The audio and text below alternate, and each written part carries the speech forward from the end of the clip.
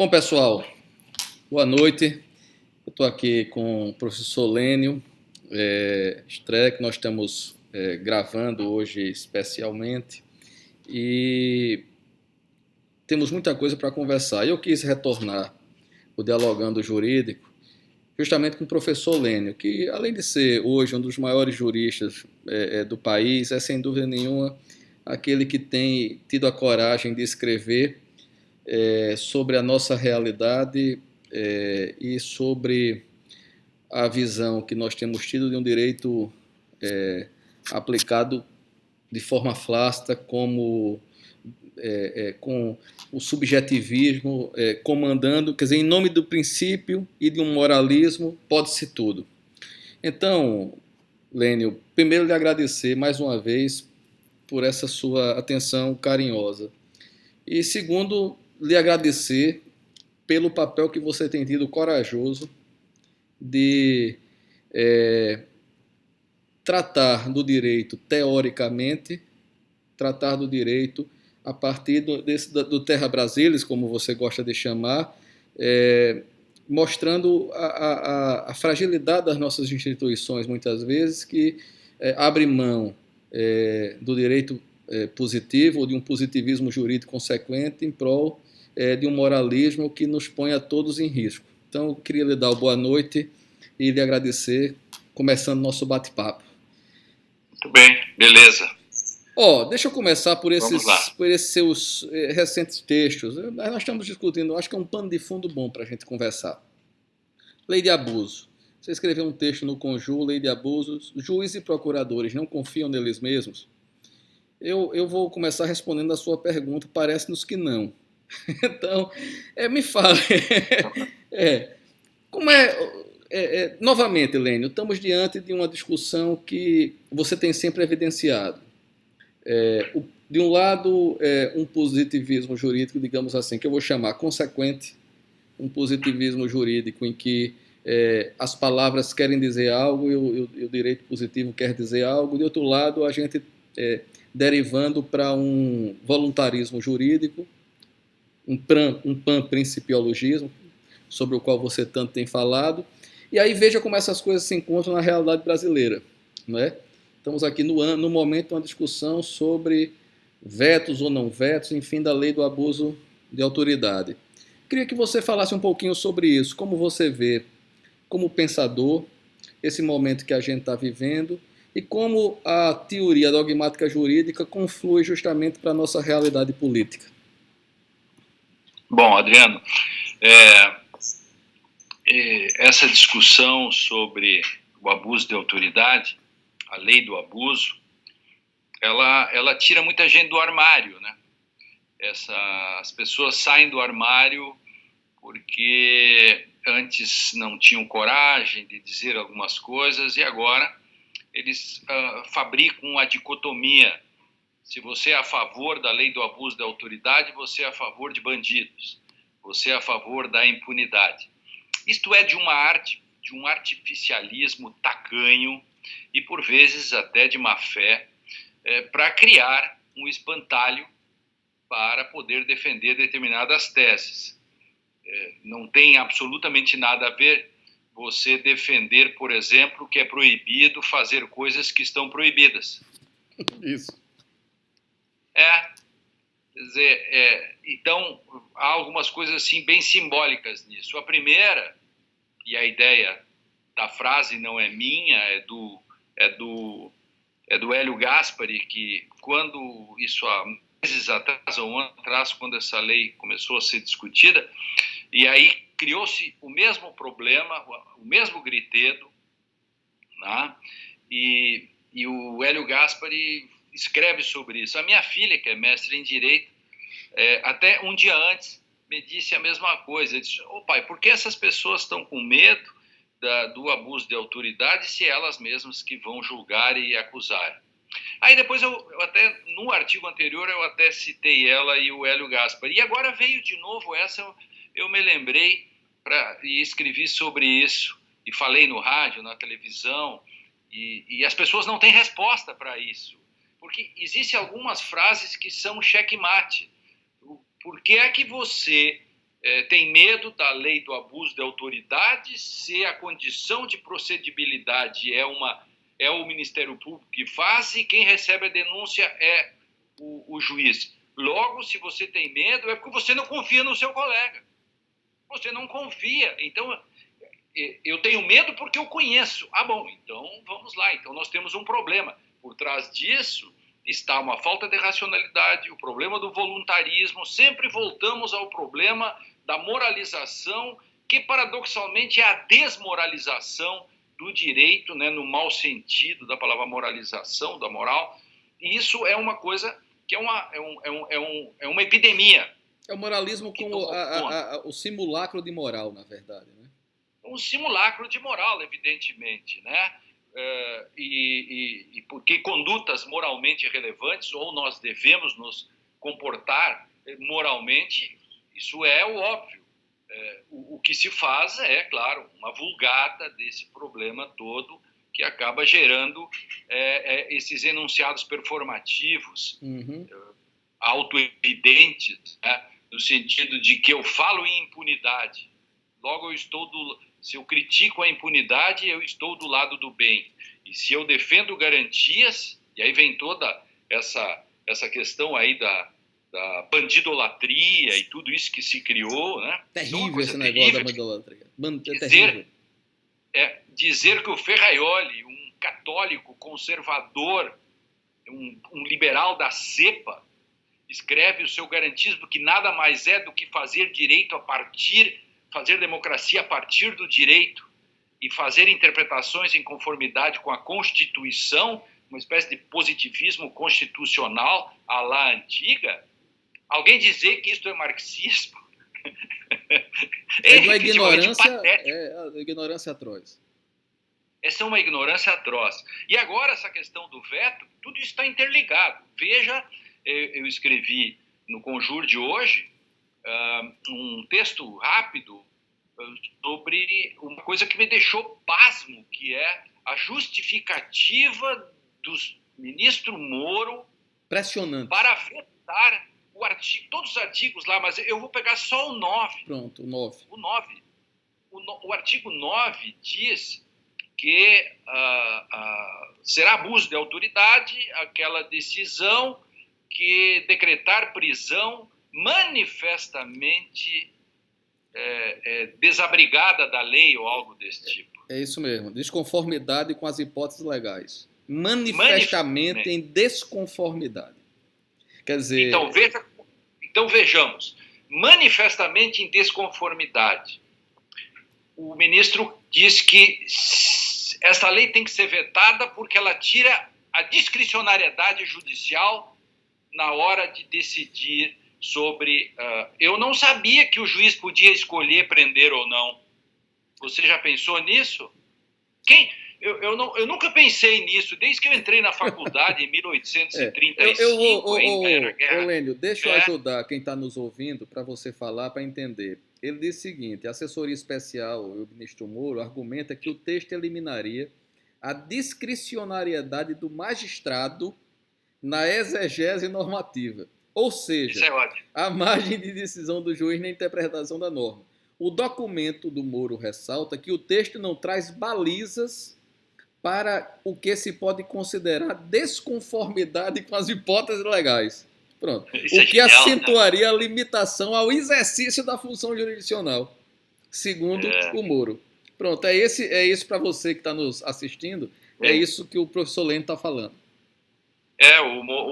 O ministro Moro, ele quer vetar exatamente uma lei que, se tivesse que existisse na época dele, teria sido aplicada contra ele várias vezes, né? Sem dúvida nenhuma. Há toda uma questão aí meio psicanalítica também e de autodefesa inconsciente. De todo modo, dizer que uma lei que proíbe que se faça decretação de prisões manifestamente fora da lei, e dizer que isto tira a discricionariedade, nós vamos ganhar o Nobel do prêmio jurídico, vamos todos para Estocolmo. Não tenha dúvida, vamos fazer uma grande... Nós temos que lotar um jato, um avião, um jumbo, com a comunidade jurídica brasileira para receber o prêmio Ig Nobel do direito por sustentação disto. Não é possível. A questão é o seguinte, até onde vai?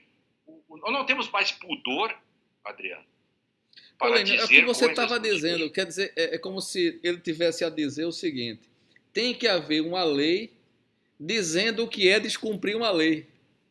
Exatamente, Né? exatamente. É um negócio absurdo. Outra Exato. coisa é o seguinte: o próprio conceito de discricionariedade. É como se o juiz tivesse, ao interpretar, discricionariedade. Quer dizer, a discricionariedade... Começa por aí, começa né? por aí. Quer dizer, a discricionariedade já é um problema principalmente no direito penal e trata de liberdades. Porque, veja só, discricionariedade significa eu tenho escolhas, quer dizer, eu escolho prender você ou não. Agora, quando a lei, pretensa lei, que vai ser vetada provavelmente, diz... Está proibida qualquer prisão manifestamente fora, manifestamente, Isso. e aí dizer que eu tenho, que isto tolhe a minha discricionariedade, quer dizer, nem o manifestamente eu posso proibir, quer dizer, se eu tirar o manifestamente já é uma questão importante, porque eu proibiria prisões fora da lei. Agora, a lei veio não fazer, que a lei foi branda, porque ao invés da lei proibir, dizendo que é abuso, decretar prisões fora da lei, a lei, por uma questão de construção, que eu não discuto, disse, estão proibidas prisões manifestamente fora da lei. E mesmo assim... pode escrever, metade ou mais da comunidade jurídica brasileira, principalmente o baixo clero do direito, porque você sabe muito bem que nós formamos nessa fábrica de próteses para fantasmas, que é a dogmática jurídica brasileira, nós formamos uma multidão de um baixo clero jurídico que acha que nós temos direitos demais. Se nós fôssemos médicos... nós estaríamos fazendo passeatas contra vacinas e contra antibióticos. Eu não tenho dúvida disso hoje. Olha o que nós formamos. Com essa cultura prêt-à-porter, com resuminhos, e essa questão de abandonar o direito, nas salas de aula, praticar uma espécie de teoria política do poder de baixo clero, e uma espécie de realismo tardio, que o direito é só aquilo que está decidido, que é uma vulgata do próprio realismo jurídico, Adriano. Olha o que nós formamos. Nós formamos isso que está aí, os xingamentos que eu levo no Conjur, de uma malta de baixo clero, que acha que nós temos direitos demais, mas se nós olharmos fora, nós veremos que parte do alto clero jurídico também acha. Esses dias, meu companheiro de Academia Brasileira de Direito Constitucional, o Joaquim Falcão, professor Joaquim Falcão, que você conhece, escreve um artigo dizendo que nós temos direitos demais, ele fazendo uma crítica ao formalismo processual, mas o processo é forma. Queria o quê? Fiz uma palestra semana que vem aqui sobre isso, pela ABD-Pro, Associação Brasileira de Processo, em que se tratava sobre atos processuais, e eu lembrava isso. Estamos falando muito contra garantismo, mas o processo é forma. Se eu digo, se eu simplesmente digo, olha, a prova, a forma é secundária, a forma não é da essência, da proteção, inclusive, do indivíduo em face do próprio Estado, o que nos resta? Então, forma dati esse rei. Forma dat esse rei. A forma é a essência do ato. Processo é protocolo. Isso.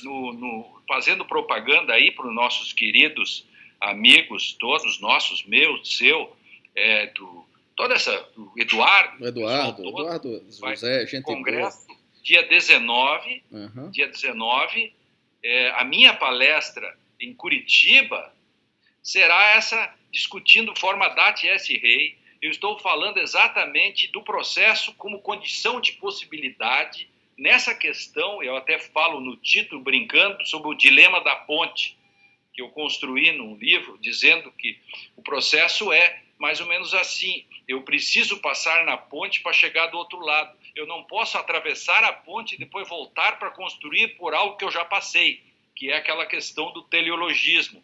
Eu decido e depois busco o fundamento. Isso. Que é uma trampa. É uma trampa. Exatamente. É uma trampa. É a lógica de que o julgador ele parte já da decisão e depois ele vai buscar os fundamentos. Quer dizer, isso inclusive trai o próprio sentido de processo, né? É o velho inquisitivismo. Eu sei que a pessoa é herege, eu sei que ela é uma bruxa, se confessar, ela morre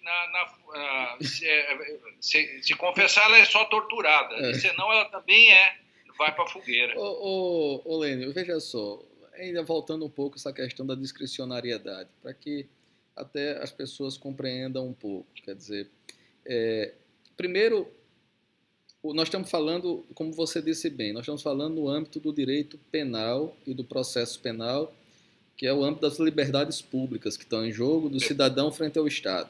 As pessoas esquecem um pouco disso. Eu tinha lembrado que o que nos faz diferente de cidadãos, de súditos a cidadãos, uma das razões pelas quais nós mudamos de status é justamente a possibilidade de não sermos pelo imperador, ele não dispor da vida da gente sem o devido processo legal. Essa é uma das diferenças que nos fez cidadãos. Claro. E aí, veja, a discricionariedade, as pessoas esquecem um pouco isso. Eu queria enfatizar sobre isso. Você tem um livro que você pergunta se é uma pergunta sobre o que é isso, decidir se eu não me engano, não é pela própria cabeça, pelas próprias convicções. Decidir conforme a consciência. Pronto, desculpe, decidir conforme a consciência. Vamos retomar um pouquinho isso. Esse aqui é um dos pontos. A discricionariedade muitas vezes é vista, o juiz decidir manifestamente fora da lei, como não é abuso, não seria abuso, porque pode o juiz decidir de acordo com a sua consciência, ele quer combater a corrupção, ele pode decidir desrespeitando as formas, ele pode desrespeitar as garantias, com vistas a este moralismo, ele pode decidir conforme a sua consciência. Isso é direito? Claro, isso não é direito, esse é o grande ponto. Na verdade é assim, toda discussão que nós fazemos sobre a crise do direito, que os problemas da democracia, a leniência com que o próprio judiciário e o próprio STF, nos momentos certos, nos momentos apropriados, o STF, ele não foi ortodoxo. A democracia funciona com ortodoxia na aplicação da lei, aplicação da Constituição, legalidade constitucional. No momento em que você permite, que no fundo, quando eu digo que não pode decidir conforme a consciência, eu estou fazendo uma discussão paradigmática, filosófica, sobre o problema da filosofia da consciência, da barbárie do sujeito interior, da modernidade, que nós fazemos todos os dias de tudo, toda a questão da intersubjetividade. Para que serve o processo? O processo serve para minimizar e tentar segurar a barbárie do sujeito interior. O processo serve para isso. O devido processo legal é para evitar que eu decida como eu quero. É simples assim. Isso é devido processo legal. É o protocolo do aeroporto. Se você deixar o cara passar segundo os critérios do guardinha que está ali, você acaba com o aeroporto. É uma coisa tão simples. Então eu tenho que... Desde quando a democracia pode depender de uma pessoa? Uma usina nuclear, se depender de uma pessoa, Chernobyl, lasca a cidade. Chernobyl. O cara pode beber, pode enlouquecer. Por que ele precisa o quê? Um processo, um procedimento. Eu preciso de um código, eu preciso de uma senha, eu preciso consultar o superior, senão eu explodo a cidade. Pois o direito e a cidadania não podem depender da consciência individual. Então, a partir disso, quando eu falo não se pode decidir conforme a consciência, que agora está traduzido para o espanhol, está saindo agora em espanhol também, como dicionário que acabou de sair. É um brilhante livro. O dicionário de hermenêutica também saiu, já está à disposição pela Tirante Leblanc, Não sei, nós temos um volume aí, meninos, para mostrar Se cá? tiver, vamos mostrar aqui. Não, vou postar depois, mas eu tinha um aqui e do dicionário na versão espanhola, não. Eu tenho português. E só estou com português aí. Aí, essa questão tem a ver, está tudo interligado, sobre a questão do subjetivismo, sobre a questão da substituição do direito pela moral. Porque o grande paradoxo aí, nessa discussão toda, quando nós falamos sobre teoria do direito, enfim, a gente faz assim. O direito é formado pela junção das disputas morais, políticas, econômicas, isto redunda na lei. Alguém ganha, alguém perde, é como a convenção de condomínio.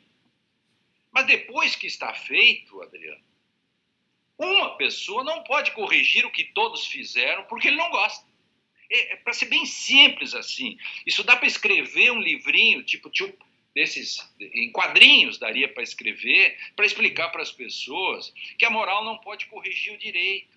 Porque se a moral corrige o direito, fica a resposta, a pergunta, que não tem resposta. Se a moral corrige o direito, quem corrige a moral? É uma pergunta que não tem resposta. Não tem. Então, nesse sentido, quando a gente fala contra a discricionariedade, eu não estou falando da discricionariedade administrativa, não estou falando nesse sentido, eu estou falando daquilo que é o grande problema, que são as apreciações de escolhas. É nesse sentido. Não vamos sofisticar aqui agora, mas vamos dizer assim que eu uso o conceito forte de discricionariedade que o Ronald Dworkin critica. Isso. Essa questão das escolhas. O direito não pode, ele tem toda a razão, eu não posso depender de escolhas do intérprete, quando o intérprete coloca a partir dele mesmo, daí, portanto, de sua consciência, ou livre convencimento. Isso é uma trampa também. Eu batalhei tanto para tirar o livre convencimento do Código de Processo Civil. E se você olhar os tribunais, eles continuam dizendo que é possível lidar. Claro, porque mas a atitude mental não mudou. Não mudou a atitude mental. Você muda a lei, não muda os homens. É porque nós não formamos uma paideia jurídica. Pronto, chegamos no ponto. Porque se nós pegarmos o próprio Platão, quando vai discutir o mito da caverna, embora, podemos assim, a palavra paideia não tenha sido inventada naquele momento ainda, mas paideia significa criação de filhos, né? Então, educação de filhos. Uma democracia só funciona se você tem uma paideia jurídica, porque se a democracia depende do direito, não é o direito que depende da democracia, não é o direito que depende da política, é a política que depende do direito. Porque, senão, a política substitui o direito, e se ela substitui o direito, nós não temos mais democracia. Esses pontos são tão importantes. Então, nesse sentido, eu preciso de um imaginário, de uma paideia jurídica, de uma criação de jurista, de uma criação jurídica, da formação de um imaginário, que as pessoas estejam prontas para entender que as sombras não são sombras. Platão foi o primeiro a denunciar as fake news. O direito está cheio de fake news. Os juristas saem por aí, a comunidade jurídica sai por aí repetindo fake news, usando literatura barata, baixo clero. Os livros jurídicos sofisticados já não vendem mais. Os meninos das faculdades só usam essas coisas aí de computador, já não, tudo é resuminhos e resumões. Então, transformamos tudo numa ficção, em fake news. Então, lá em Platão já está essa questão. Eu preciso ter condições de criar um imaginário e criar pessoas que possam democraticamente, não vou discutir a questão do conceito de democracia em Platão, mas as pessoas vão entender que é uma grande metáfora que eu faço. Se eu não tenho um ensino jurídico, que para mim é o paciente zero da epidemia, todos passam pela faculdade. faculdades ruins, ensino jurídico ruim, precário, forma isto que está aí. Porque ninguém é filho de chocadeira. Jabuti não sobe em árvore. Foi um monte de gente ou foi gente. Os que decidem hoje assim, quando um juiz, como esses dias a gente viu na internet, uma juíza esculhambando com uma testemunha. Sim, horrível aquilo. Horrível. Mas essa mulher estudou em algum lugar, Adriano. Quem foram os professores? Não fez o trabalho dela? Em Curitiba, né? Exato. E assim por diante. As pessoas não se deram conta ainda de que quem defende o projeto, quem defende o veto, por exemplo, ao artigo 9, está dizendo que o juiz pode decretar uma prisão mesmo manifestamente. Dele próprio que está dizendo isso. Cidadão está dizendo, olha, a minha liberdade eu estou entregando na mão de um juiz que pode determinar a prisão manifestamente ilegal. Eu estou entregando a minha cidadania a outrem. A minha liberdade. Esse é o raciocínio ao contrário senso. Porque quando você defende X, a consequência é um raciocínio Y. Essa é a questão. Quer dizer, se eu digo que tem que vetar um dispositivo, eu estou dizendo que eu estou de acordo com as consequências dele. Mas aí, deixa eu dizer, Lênio, o que angustia também. Você tem sido sempre um crítico contundente e, por isso, muito da ira que alguns desse direito raso, desse direito esquematizado, dessa educação superficial, que não faz refletir, que não humaniza, né? Mas veja, uma coisa que me angustia nisso, e você tocou aí no ponto, eu queria falar um pouquinho sobre a responsabilidade dos intelectuais, dos juristas, daqueles que pensam direito. Quando você vê pessoas de nomeada, inclusive, nas redes sociais, aí o futuro vai cobrar um preço, defendendo o veto dessa lei, defendendo o veto do artigo 9º. Querem fazer passeatas a favor do veto. Veja, é assustador isso. Juristas que vão para as redes sociais defender, para aqueles que não conhecem, portanto, normalizando que o direito penal, o que é mais grave ainda, um juiz possa decretar uma prisão manifestamente ilegal. E isso não é abuso. Então, a responsabilidade do intelectual diante disso, ainda mais do intelectual em tempos tão líquidos e complexos como o nosso. Aí veja você, Lênio, diante disso, como é que você hoje enxerga? Eu vou aqui desfocar aqui. Vou retomar esse ponto daqui a pouco. Como é que você hoje vê? Nós estamos discutindo temas também extremamente delicados no Supremo, né? Vem aí discussão, por exemplo, sobre aborto. Veio recentemente discussão sobre a questão dos transgêneros. Houve um voto do ministro Celso de Mello, todo focado, inclusive, no livro da Judith Butler.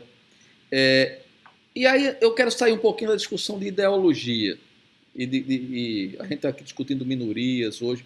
Isso tem sido a jurisdição constitucional como contramajoritária, como protetora de minorias.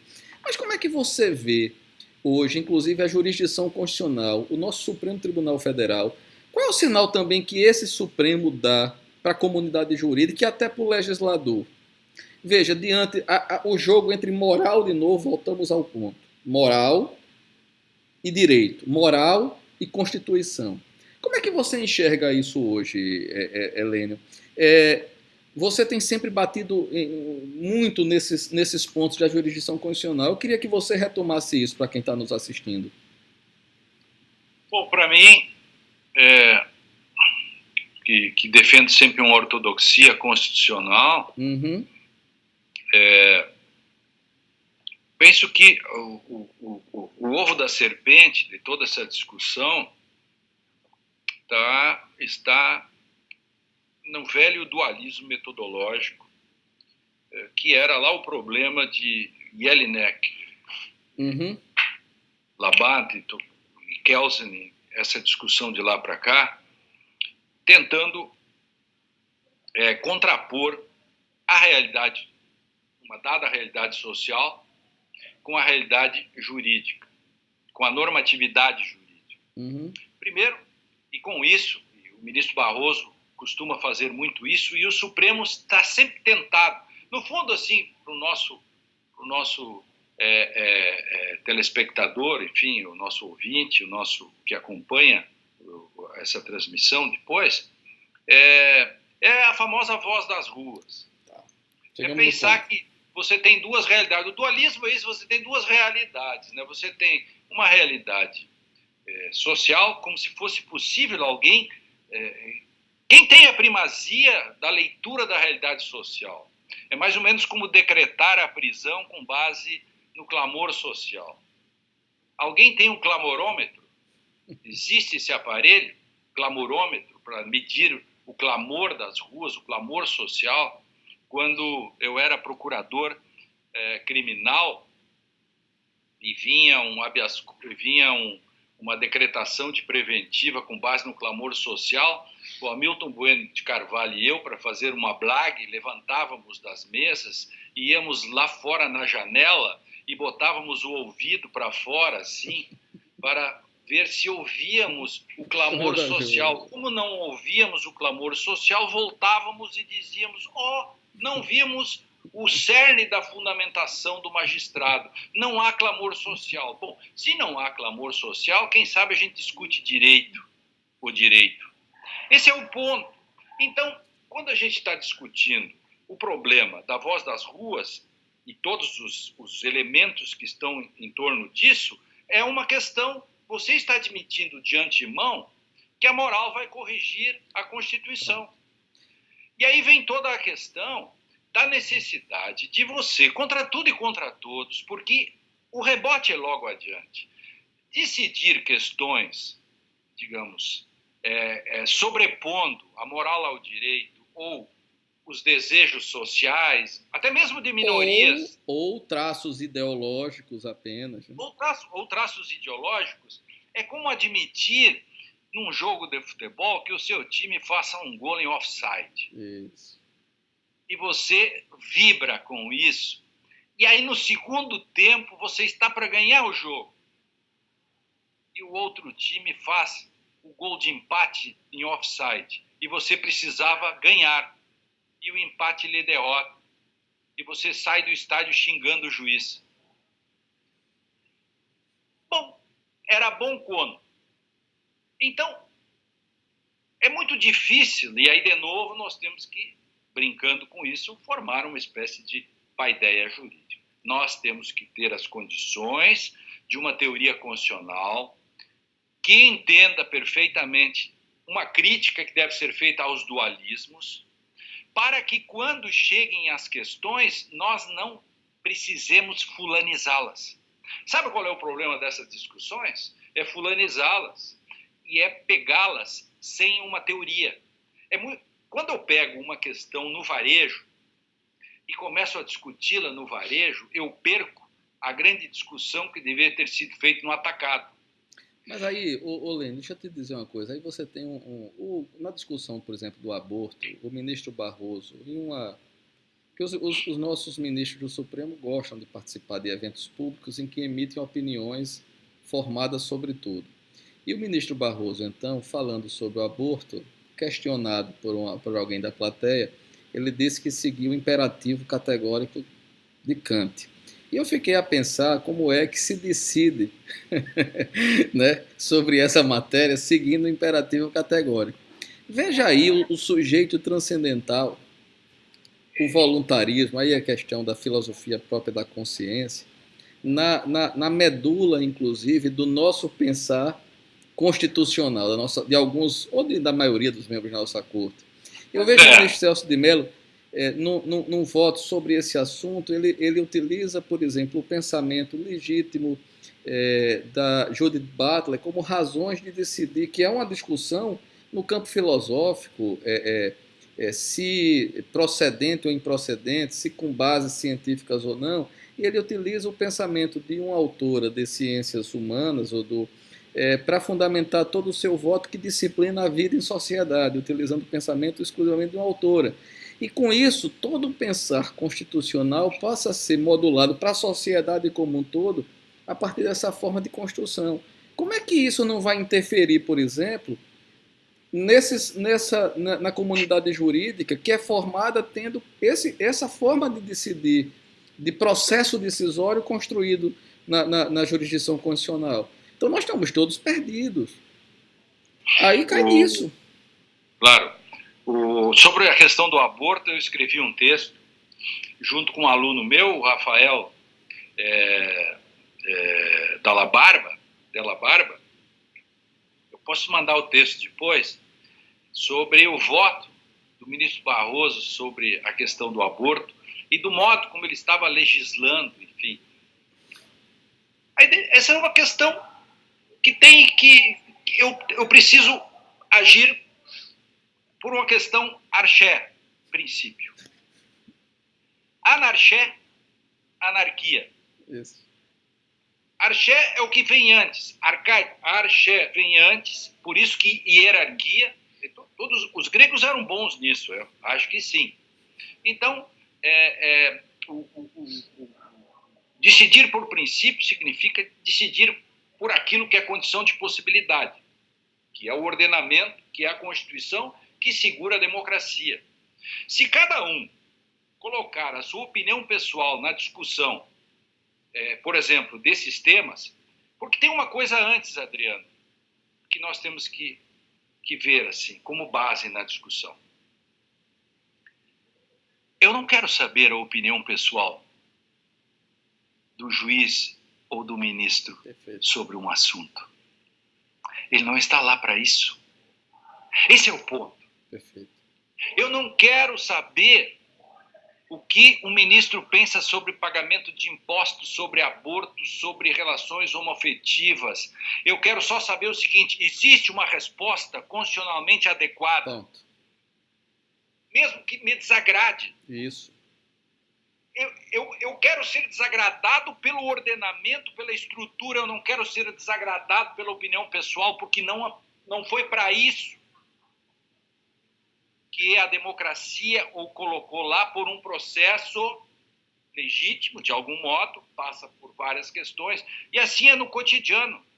O Ministério Público hoje precisa saber que essa questão de discricionariedade, escolha, etc., ele não tem o direito de escolher quem ele quer e quem ele não quer processar. O Ministério Público deve ser uma magistratura. Perfeito. Eu tenho batalhado muito toda essa questão que se discute hoje sobre até mesmo o abuso de autoridade, tem por trás uma outra questão que é a gestão da prova. A Alemanha, artigo 160 do CPP de lá. A Itália, depois de 93, modificou a lei. Os Estados Unidos, depois de 63, a jurisprudência. O Estatuto de Roma diz assim: a acusação só pode investigar se investigar também em favor do réu. Bingo. Isso é gestão da prova. Você coloca o Ministério Público num patamar necessário de imparcialidade mínima que a democracia exige. E aí, agora chegamos na magistratura. A magistratura necessariamente precisa não poder escolher, porque isto é o meu direito fundamental a ter uma resposta de acordo com o direito e não ter uma resposta de acordo com o que alguém pense. E aí eu não preciso discutir e brigar com alguns amigos meus se a decisão sobre as uniões homoafetivas ou a questão da criminalização do homofobia. Eu não quero brigar com os meus amigos. Eu quero antes ter uma questão no direito para que eu não preciso descer no varejo para discutir essas questões. Mas o que a gente faz? A gente fica discutindo essas questões porque nós não temos uma precisão minimamente possível dentro dos problemas que muitas vezes, e a maioria das vezes o direito tem, porque as leis, as regras são porosas, etc, etc, mas nós precisamos ter, no mínimo, aquilo que eu chamo de um mínimo que é um mínimo que é aquilo que se coloca sobre os sentidos, né? Eu não quero falar em limite semântico, mas eu posso falar em sentidos convencionalmente aceitos. Não, e veja, no mundo cada vez mais complexo, mais plural, se a gente não busca construir consenso e se a própria política ela não desenvolve o seu papel na construção do direito, nós caímos no risco de transformar as cortes constitucionais, e no caso da experiência brasileira, é uma espécie de poder legislativo piorado. Quer dizer, e sem a própria legitimidade do voto. O que nós temos visto nas discussões no Supremo, basicamente, cai nesse subjetivismo, mas o que é pior, Lênio, é isso, no eu penso. Isso. Eu não tem, não há nem sequer uma mirada sobre o efeito social, sobre que nem é papel, mas vamos lá, nem isso, é o puro eu penso. Para mim, essa coisa do sujeito transcendental, do kantiano, de que do imperativo categórico, é muito sintomático. Talvez o próprio ministro Barroso nem tenha consciência do que ele disse, mas ali é o sujeito em estado bruto. Aí voltamos para a questão do abuso de autoridade, Lênio, a questão da discricionariedade. Veja, o Deltan Dallagnol, vou tomar por verdadeiro aqui os diálogos publicados pelo Intercept, até porque eles não negaram. Né? Vou tomar por verdadeiro. A fala do Deltan, num desses diálogos publicados, para mim é muito interessante, porque ele diz que os direitos fundamentais são, na verdade, criações da oligarquia capitalista. Você viu isso? Essa parte eu não lembrei. Pronto, não então, lembro, porque inconscientemente eu devo ter tido um apagão nesse momento. Pronto, ele diz basicamente, os direitos fundamentais, diz isso para a esposa do procurador Parrella, né, que ela estava organizando um evento do Janot. E aí estava organizando um evento para ele ir falar para as instituições financeiras. E na discussão, ele diz isso, numa das falas com ela, diz que essa questão aí das garantias também é coisa mesmo da oligarquia capitalista. Eu não entendi nem de história sobre... Veja, né? Então, onde é que estamos? Tem um crime epistêmico. Pronto, então, Lênio, nessa questão, o que nós ficamos é o seguinte, eu queria dar mais um passo, para a gente estar caminhando para encerrar, que é 1 hora para a gente. Veja só, Lênio, dentro disso, vamos retomar essa questão do nosso constitucionalismo. Veja só, você fez uma mudança, você é um dos autores que justamente pensou essa mudança do livre convencimento do novo Código de Processo Civil. Tá certo? Para quem está nos escutando, vamos contextualizar. Fala um pouquinho sobre isso e faz um casamento do livre convencimento do Código de Processo Civil, essas garantias de criações das nossas oligarquias capitalistas né, e o abuso de autoridade. Então a gente vai de um processo civil em que tem uma modificação, veja, que decide já num campo, inclusive, de um processo civil que vai para convenção, para negociabilidade, e um processo penal que trata das liberdades públicas, em que nós devemos ter um mínimo de negociabilidade, nada obstante o desejo do ministro Moro em fazer o plain bargain, né? A barganha, para quem não sabe, quer dizer, para que possa haver a barganha entre o Ministério Público e o coitado lá, que vai ter que se dizer culpado para pegar uma pena leve. Me faça um link disso, por favor, Lênio. O que é que, como é do livre convencimento, o papel do juiz hoje, o papel tanto no processo civil, quando ele aprecia a prova, quando ele aprecia os fatos, quando ele vai diante das normas jurídicas aplicar, ele não é livre para decidir como queira, e o abuso de autoridade no processo penal. Bom, de fato, isso está tudo interligado, né? O problema do processo civil, né? Eu fiz uma batalha grande para tirar o livre convencimento, né? A palavra livre, que eu achei que já ajudaria muito, e encostando aí a necessidade da coerência e da integridade, que o juiz que as decisões devem ser coerentes e íntegras, e essa questão do processo civil vem lá do final do século XIX, a questão de Bilow, a questão do solipsismo, quando Bilow faz o discurso de que a recepção do direito romano tem que ser feita agora pelos juízes, ali está o ovo da serpente. Você pode dizer que ali tinha um contexto histórico, mas nada justifica depois que nas democracias contemporâneas, ou na democracia contemporânea, nós continuamos com a história do instrumentalismo processual, dos escopos, etc. Por isso que o nosso querido Eduardo, você e todas as pessoas que estão na BDPRO, batalham por uma espécie de garantismo processual. Tudo isso está interligado. Eles têm toda a razão nesse negócio. Contra o instrumentalismo. Claro, porque você tem que enfrentar, e para mim aí o problema é paradigmático filosófico, tem que enfrentar o sujeito da modernidade. Esse problema da filosofia da consciência, no sentido aquele de que as coisas são a partir da minha intenção interna, ou seja, eu não aceito constrangimentos externos para dizer o que é a realidade. Claro.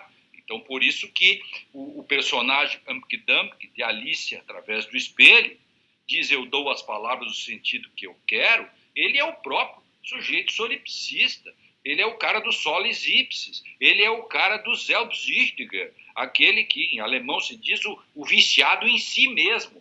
A melhor tradução para o sujeito solipsista é o selbsüchtiger, quer dizer, o sujeito que está viciado em si. Então, ele diz o mundo como ele quer. Agora, traz isso para o direito.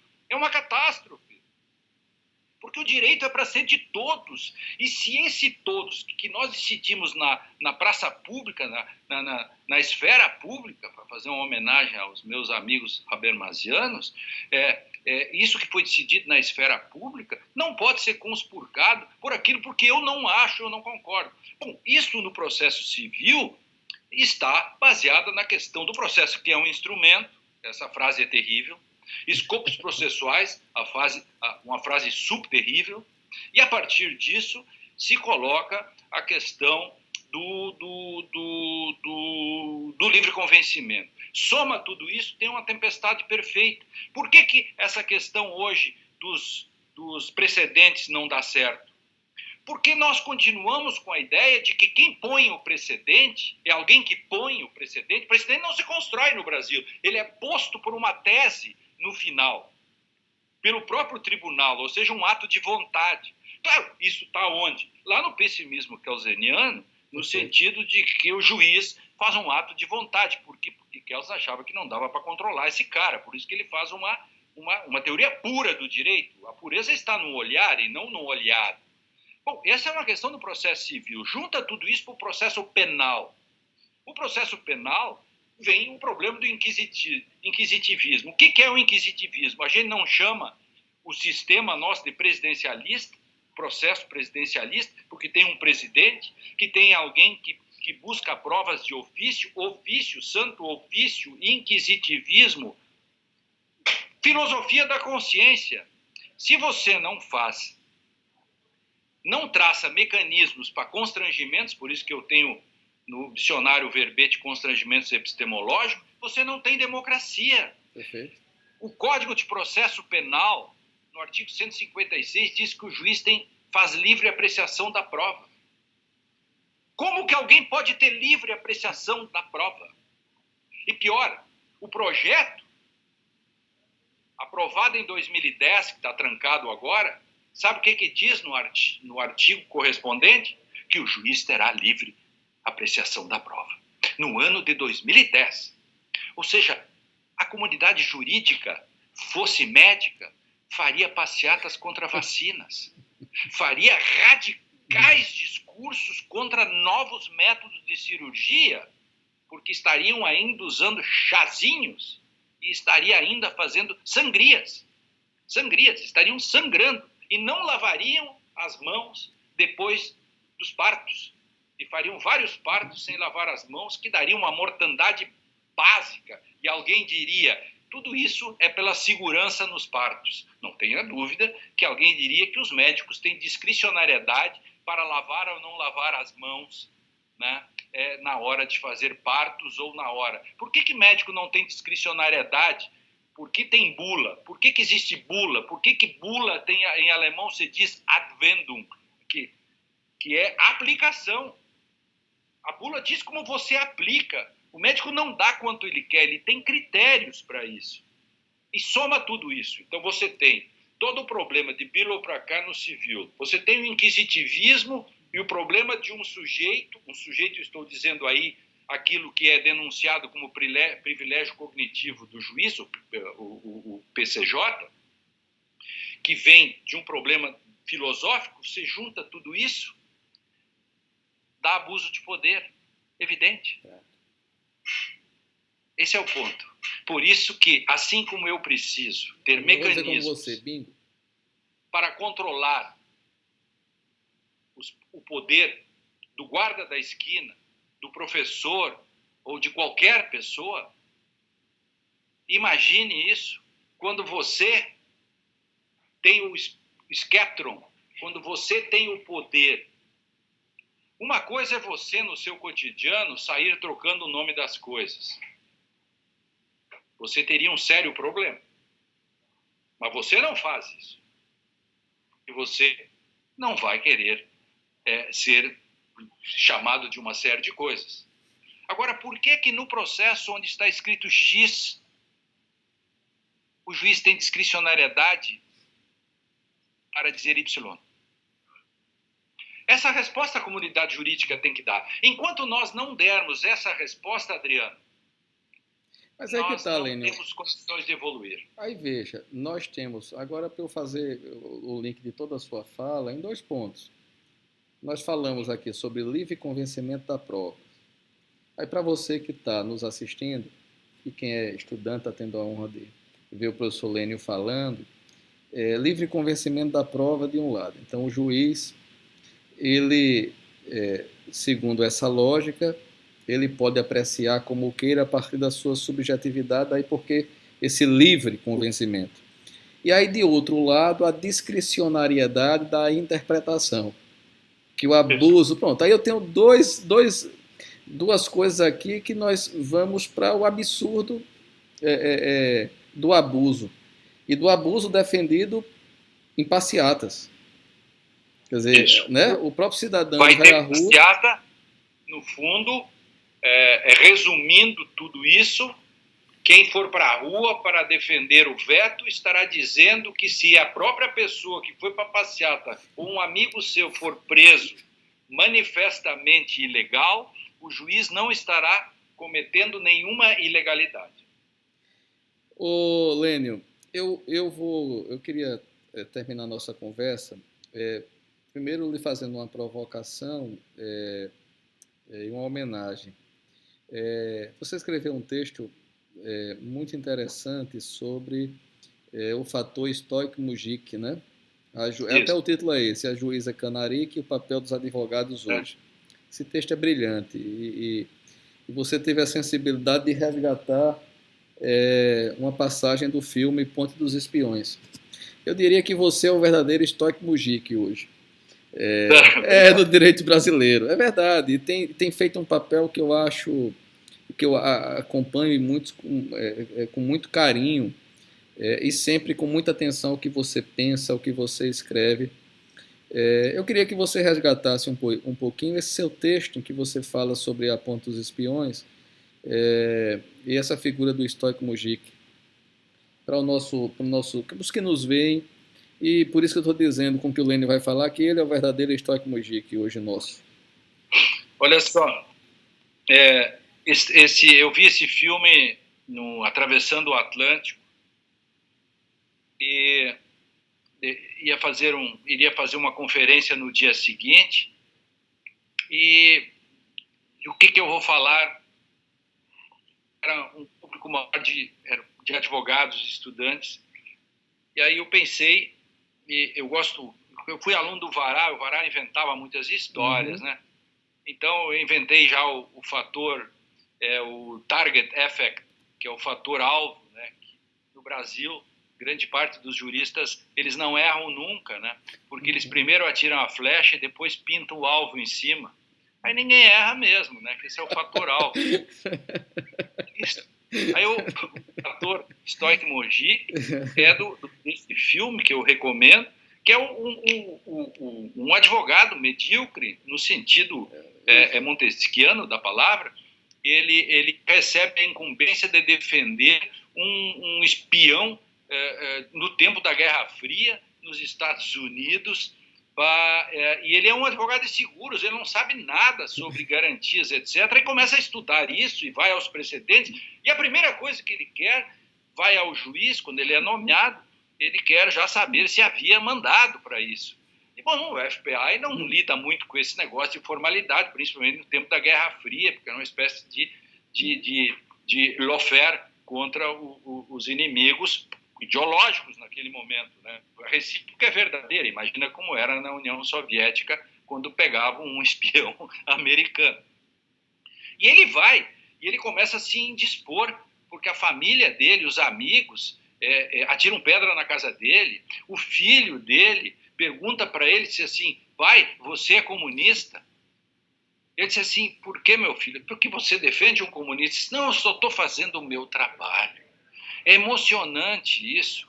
E ele vai fazendo toda a sua defesa, um juiz autoritário esculhamba com ele, e ele dá uma cena em que ele vai sentar com um cara do FBI que pede um encontro com ele, e aí o cara do FBI diz para ele que esse negócio aí de formalidades, do livrinho, da Constituição, isso não tem muito nisso. Aí ele passa um esporro, né, diz motherfucker pro cara, vai embora daqui, porque aqui nos Estados Unidos, porque o cara é descendência de irlandeses, né, diz assim, você não é americano? Eu disse, não, eu sou descendente de irlandês, pois aqui, para que os americanos construam a sua democracia, aqui a gente faz tudo de acordo com este livrinho, que é a Constituição.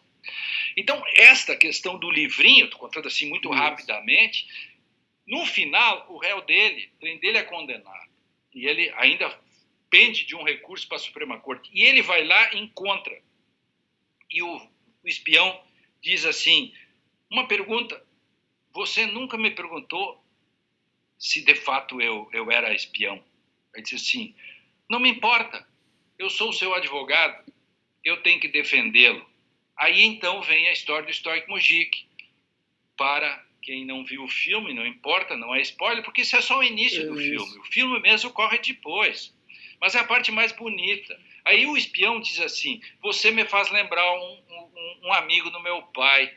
Meu pai me contava que lá a polícia vinha, no tempo da Rússia, a polícia vinha e batia nos camponeses e cada vez que um deles, que era muito amigo do meu pai, ele apanhava muito e caía. E apanhava, caía e levantava. E batiam nele, ele caía de novo. E sabe por que ele sobreviveu? Porque cada vez que ele caía, ele levantava. E isso, de algum modo, fazia com que ele sobrevivesse. Este era estoico Mujica, o camponês estoico. Então, disse assim, você me faz lembrar esse amigo do meu pai, estoico Mujica. Por isso que eu criei o fator estoico Mujica, que é o modo como nós, da crítica, etc., ou o advogado, todos os dias nós apanhamos e levantamos, apanhamos e levantamos. Mas você é o nosso Stock Mujica do direito, nosso brasileiro. E por isso, Lênio. E nós só sobrevivemos por isso. Porque Lênio, a gente levanta. E é isso, Lênio. E você tem tido um papel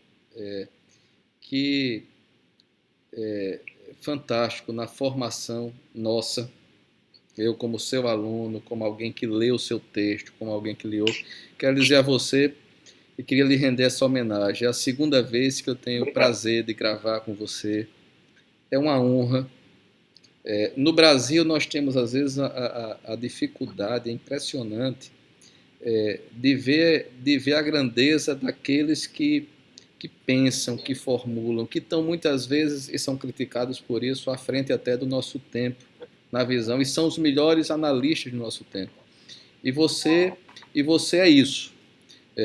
A Academia Brasileira lhe deve muito, o direito brasileiro lhe deve muito, e nós que estamos na vida prática, que somos estudiosos, lhe devemos muito.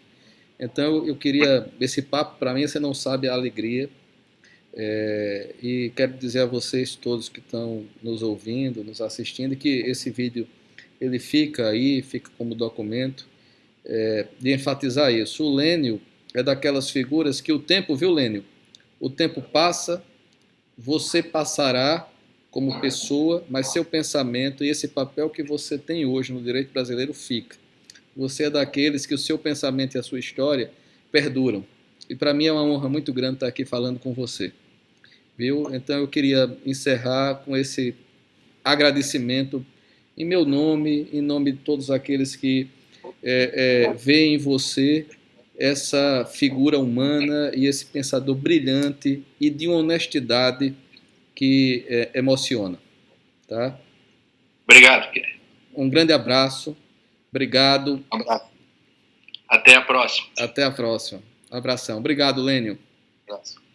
Beleza. Tchau.